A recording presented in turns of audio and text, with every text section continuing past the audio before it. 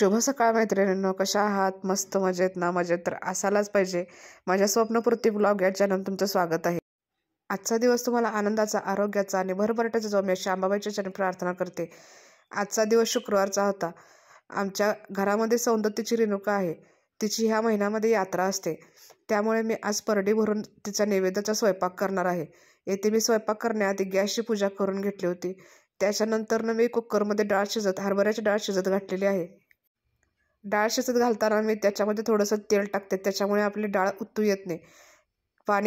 पाण्याला उकळल्यानंतर त्याच्यामध्ये मी हरभरा डाळ टाकले. हरभरा डाळ टाकल्यानंतर आता आपल्या कुकरला टोपण लावून 3 किंवा 4 शिट्ट्या काढून घ्यायच्या आहेत. मी आज काही पोळ्या करणार नाही, मी आज कडबू करणार आहे. त्याच्यामुळे 3 शिट्ट्यामध्ये डाळ शिजते. त्याच्यानंतर मी इकडं वांग्याची भाजी करून घेत आहे.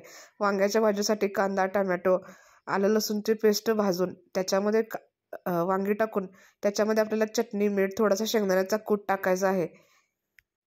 वांग्याची भाजी फोडणी मारून झाल्यानंतर मी आता इकडे नाचण्याचे आंबील करत आहे. नाचण्याच्या आंबीलला ताकाला पीठ लावून घ्यायचं आहे व त्याच्यामध्ये आलं लसूण कोथिंबीरची थोडीशी पेस्ट टाकून ते आपल्याला शिजवून घेऊन त्याच्यानंतर आपल्याला वरून ताक ओतायचं आहे. इकडे वांग्याची भाजी मैत्रीण माझी तयार झालेली आहे. बघू शकता तुम्ही वांग्याची भाजी किती छान झालेली होती. वांग्याची भाजी झाल्यानंतर मी आता मेथीची भाजी करणार आहे. मेथीची भाजी मी स्वच्छ धुवून लसूण फोडणीला घालून त्याच्यामध्ये मुगाची डाळ, थोडासा शेंगदाण्याचा कूट आणि 2 मिरच्या असं सगळं टाकून मी मेथीची भाजी करून घेतली. आळूच्या वड्याही मी केलेल्या आहेत. आळूच्या वड्याची मी काही रेसिपी आज तुम्हाला दाखवत नाही, जरा गडबडच झाली होती स्वयंपाकाला. मी एकदा नक्की शेअर करेन मी आळूच्या वड्या कशा करते. इकडे मी पुरण शिजवून घेत आहे व पुरण शिजवून झाल्यानंतर मी कडबू केलेले आहेत.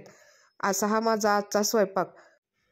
स्वयंपाकामध्ये मी आज येळवण्याची आमटी, आंबील, भात, मेथीची भाजी, वांग्याची भाजी, आळूच्या वड्या आणि सांडगे असे केले होते. मी आता नैवेद्य काढून परडी भरून आईला नैवेद्य दाखवून नारळ वाढवणार आहे.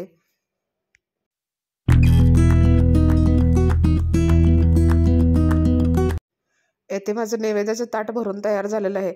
नैवेद्याच्या ताटामध्ये मी आज सांडगे, आंबील, दही, भात, वांग्याची भाजी, मेथीची भाजी, कडबू, आळूच्या वड्या आणि 1 केळ, लिंबू, गाजर, कांद्याची पात आणि विडा असं सर्व केलेलं आहे. हा माझा आजचा स्वयंपाक आणि माझं नैवेद्याचं ताट तुम्हाला आवडलं असेल तर मला कमेंटमध्ये नक्की सांगा आणि लाईक, शेअर आणि चॅनलला सबस्क्राईब नक्की करा.